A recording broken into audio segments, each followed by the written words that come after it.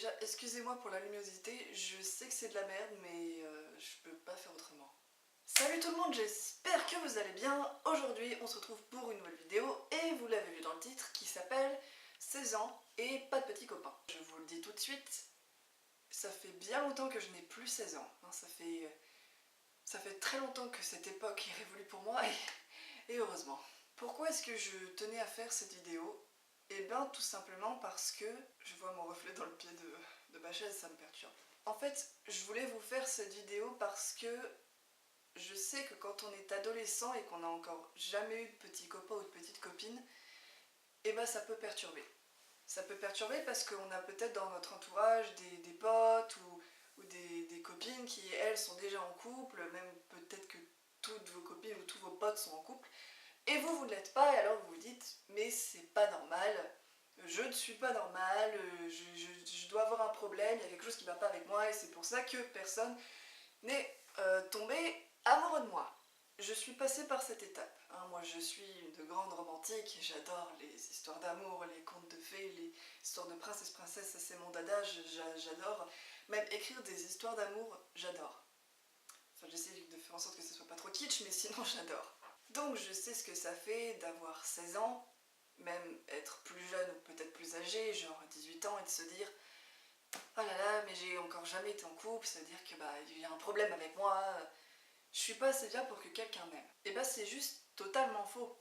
La raison pour laquelle vous êtes peut-être célibataire, c'est peut-être parce que justement, vous êtes comme moi et que vous préférez attendre la bonne personne au lieu de vous jeter sur le premier venu. Vous savez, j'ai connu des filles qui se mettaient en couple avec un garçon juste pour dire qu'elles avaient un petit copain et pas parce qu'elles étaient réellement amoureuses. Et ça, je trouve que c'est dommage et c'est même un peu nul de faire ça, on va dire. Quand t'es en couple avec quelqu'un, c'est pas supposé être un trophée. Enfin, je veux dire, il y a des gens qui ont tendance à frimer avec ça, qui disent « ouais, t'as vu, je suis en couple ». C'est normal d'être content. Hein. Moi, la première, quand je me suis mis en couple avec mes ex ou avec mon copain actuel, j'étais hyper contente et je l'ai dit à tout le monde. Enfin, à peu près à tout le monde, quoi. Disons que mes amis, quand ils étaient pas au courant, je m'empressais de leur dire. Mais sinon, à part ça, je leur en parlais pas à tout bout de champ parce que voilà, j'estime que c'est ma vie privée et que voilà, j'ai pas à les faire chier avec ça. Mais je sais qu'il y a des gens qui vont en parler tout le temps parce que c'est un besoin viscéral, parce qu'ils ont besoin d'en parler, parce que c'est un peu comme s'ils existaient à travers cette personne. Je me doute qu'il y a des gens qui se sentent tellement délaissés et tellement mal qu'ils ont besoin d'être en couple justement pour se sentir exister, et ça je le comprends tout à fait, mais je trouve ça un petit peu dommage. Parce que moi je pars du principe que quand tu te mets en couple avec quelqu'un, c'est que tu es vraiment amoureux de la personne, c'est que tu penses pratiquement tout le temps à cette personne, tu te sens hyper bien quand tu es avec elle, tu es capable de lui envoyer plusieurs messages, plusieurs textos par jour, ou même de ne pas pouvoir passer une seule journée sans l'appeler ou lui envoyer un message. Du moins c'est mon cas. Je suis une putain de stalkeuse. Pour moi en tout cas, quand je me mets en couple avec quelqu'un, c'est que je suis vraiment amoureuse de lui et c'est pas juste pour dire je suis en couple. C'est vraiment parce que je tiens beaucoup à cette personne. Et voilà. Et malheureusement, il y a des personnes qui se mettent dans une relation juste pour dire qu'ils ont une relation. Et je trouve ça vraiment dommage parce que ça va rien vous apporter justement. Cette personne, si vous l'aimez pas vraiment, vous n'allez pas être heureuse avec elle. Au début ça va aller, mais vers la fin je pense que vous allez un peu vous lasser. Et je trouve que c'est encore plus triste lorsque la personne avec qui vous êtes est réellement amoureuse de vous et que vous ne l'êtes pas.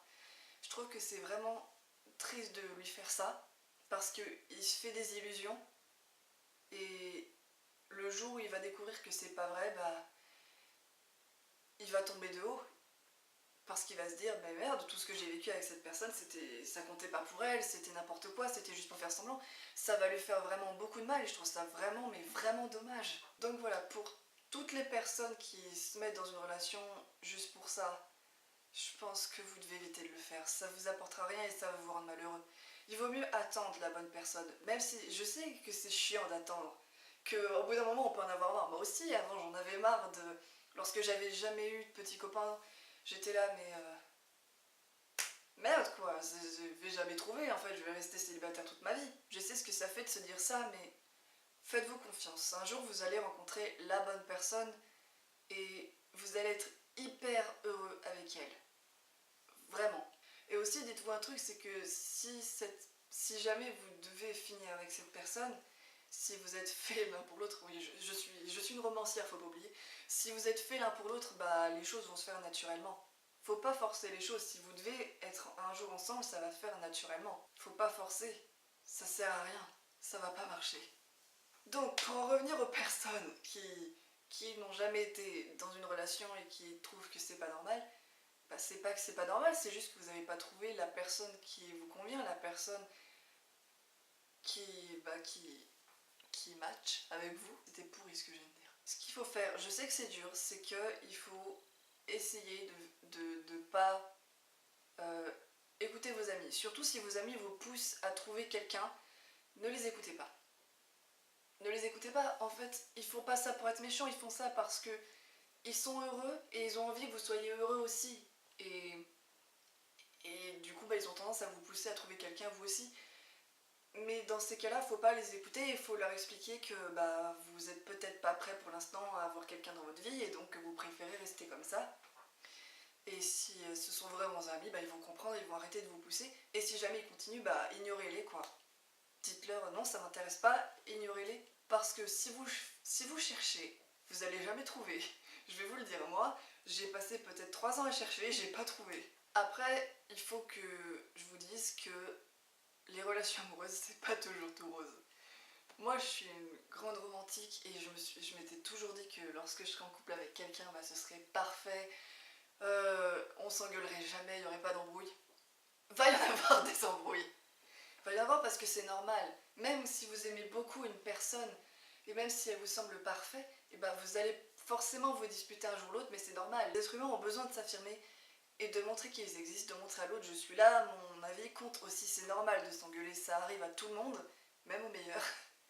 Faut pas vous inquiéter pour ça, c'est pas parce que vous vous disputez une fois avec votre petite copine ou votre petit copain que votre couple il est fini.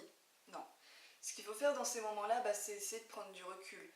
Genre si vous êtes énervé contre la personne, essayez de prendre du recul et du temps pour réfléchir à tout ça. Parce que sur le ton de la colère, vous allez dire des choses que vous allez regretter. Alors il vaut mieux, lorsque vous sentez que ça commence vraiment trop à monter, dire écoute, on en reparlera plus tard, pour l'instant je suis trop énervée, prenons du recul et on en discute après parce que je le sais par expérience personnelle que quand on est en colère, on dit des choses qu'on regrette après.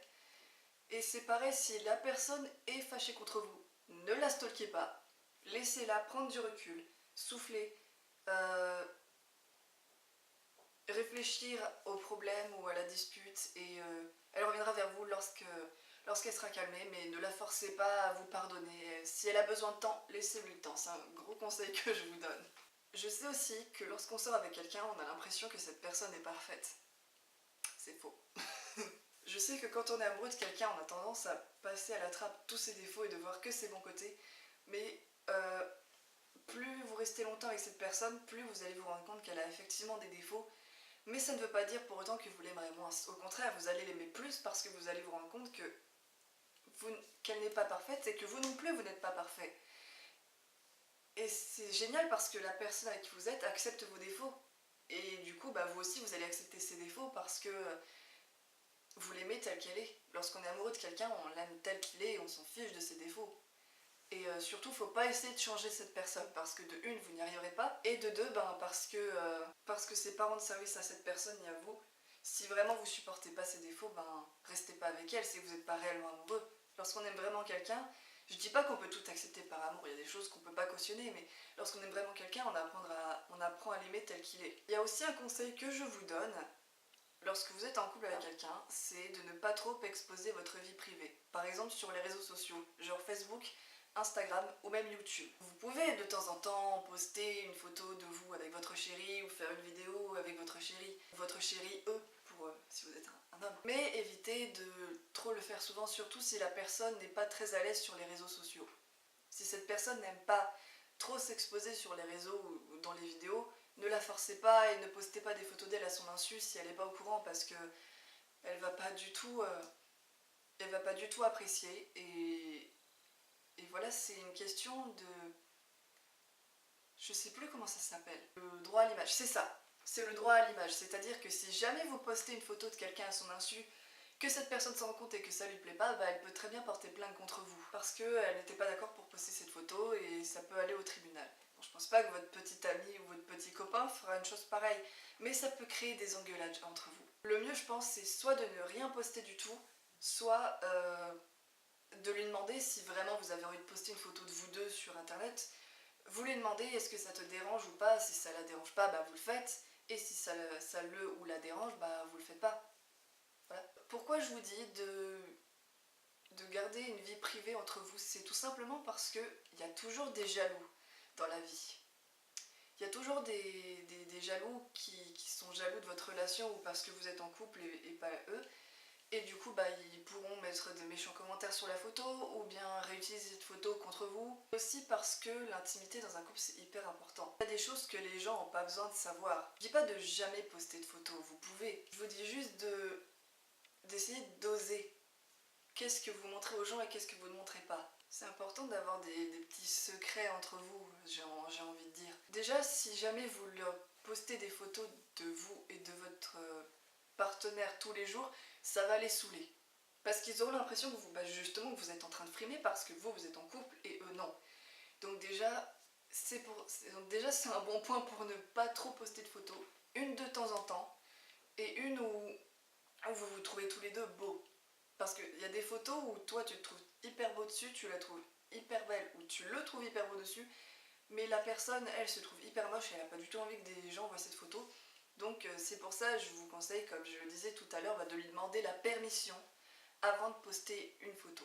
Je voulais aussi vous parler des sites de rencontres pour adolescents sur internet. J'ai personnellement jamais été sur ce genre de site parce que ça m'intéresse absolument pas et je crois... Et en plus je trouve ça hyper dangereux parce que sur ce genre de site, ils disent que c'est contrôlé, ils disent que c'est seulement pour les ados, mais croyez-moi, la plupart du temps, il y a plein de gens qui arrivent à passer au travers du filet et c'est des adultes qui sont juste là pour les plans cul et pas vraiment pour les amitiés ou tout ça.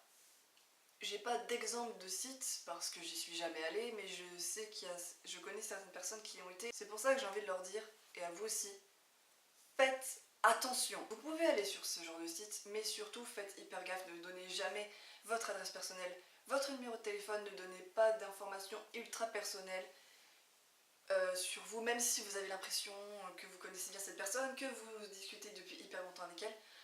Ne le faites pas.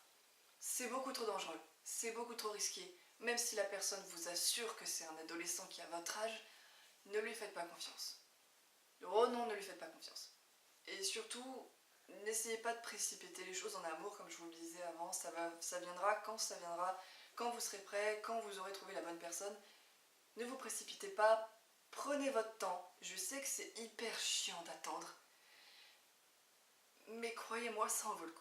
Voilà, c'est la fin de cette vidéo, j'espère qu'elle vous aura plu. N'hésitez pas à mettre un pouce bleu si c'est le cas, à vous abonner à ma chaîne si ce n'est pas déjà fait, et à me suivre sur mon compte Instagram, je vais y arriver. À me suivre sur mon compte Instagram dont l'adresse s'affiche juste en bas de l'écran. Et moi je vous dis à bientôt pour une prochaine vidéo.